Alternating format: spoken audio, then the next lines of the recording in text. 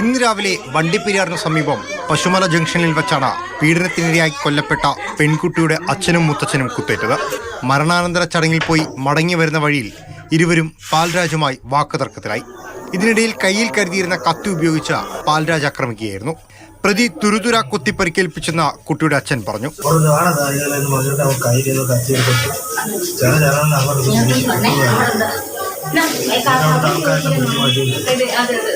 എത്ര മണിക്കാണ് സംഭവം?